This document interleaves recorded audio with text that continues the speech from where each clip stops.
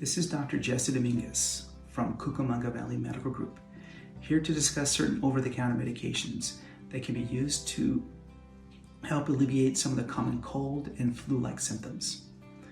We are living in challenging times, with the coronavirus, also known as COVID-19, causing problems in our communities, in our nation, and around the world. It's important to know the active ingredient found in a medication as to not over-medicate. Just because one particular medication is causing symptomatic relief doesn't mean that doubling up or even tripling up on that medication can be more effective. It's not, and it can be dangerous. There are certain medications that contain 2 or 3 active ingredients. This is known as a multi-symptom drug. Combining a multi-symptom drug with another medication that may contain the same active ingredients can be harmful and should not be combined. The second thing I wanted to stress is the importance of not self-medicating with antibiotics. Antibiotics do not kill viruses that cause the cold, the flu, or coronavirus. Antibiotics should be taken under the supervision of a provider or a physician solely for the purpose of fighting a bacterial infection.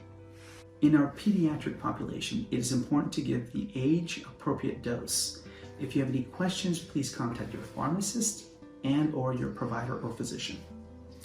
Tylenol is used to treat fever and pain. It is effective for ages newborn and above. Ibuprofen is also used to treat fever and pain and can be safely given to ages 2 years and above. For children complaining of nasal congestion or runny nose, the use of a ball suction or a nasal saline rinse can be effective to improve airway passage within the nostrils. Children's Claritin and children's Zyrtec are both used for allergy-like type symptoms, both appropriate for ages 2 and above.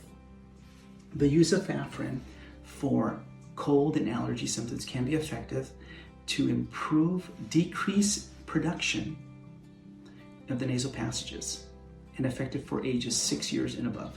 An example of a multi-symptom drug is children's Dimetapp and children's Benadryl.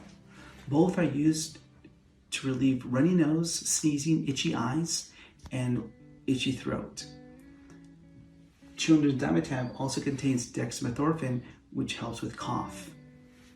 Children's Benadryl contains diphenhydramine, which can be sedating and should be used with caution. In adults, Tylenol is both safe and effective to use for fever and pain. Ibuprofen is also used for fever and pain and should be taken at the appropriate dosage. If you experience any GI upset or abdominal pain, you should stop taking this medication and notify your provider or physician. There is a group of medications that should not be taken together with ibuprofen because they fall in the same class of meds. And these include naproxen, Advil, and Aleve. If an individual is experiencing a runny nose or nasal congestion, just like in the pediatric population, the use of a saline rinse can be cost-effective, safe, and can be used multiple times throughout the day. The nasal sprays, such as Flonase, Nasonex, and Nasocort, help with decreasing inflammation and mucus production to improve airway passage in the nostrils. The use of pseudoephedrine is also effective to dry up the nasal passages and improve airflow. Lozenges are very effective for use for individuals who are having irritating, scratchy throat. It can come with or without honey.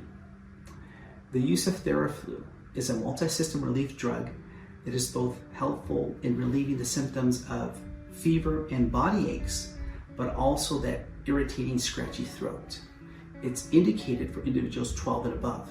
Experiencing chest symptoms, such as a cough, it's important to know which type of cough you're having. If it's wet, if it's productive and phlegmy, then the use of guaifenesin is very effective. It's an expectorant and it can help bring up the mucus.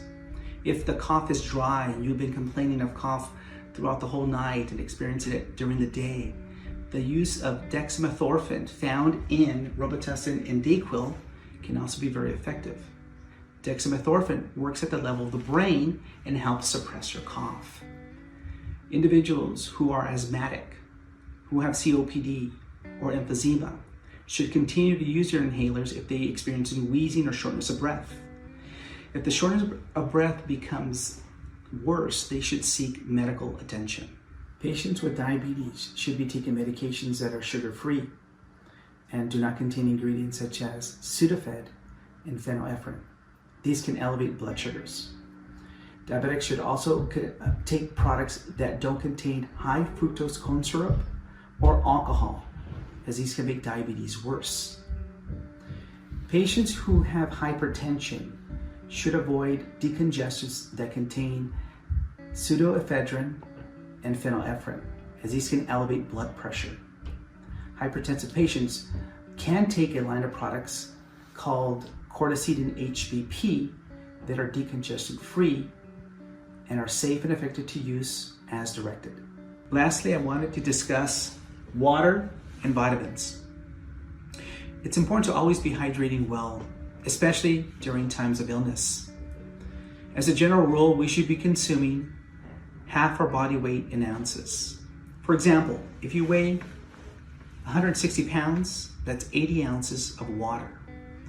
That's equivalent to 5 bottles of 16 ounces. Products that contain vitamin C, vitamin D, and zinc are helpful to sustain and maintain our immune system. I want to thank you for listening to this video. I hope it was informative for you and your family.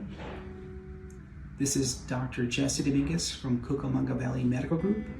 Thank you and God bless.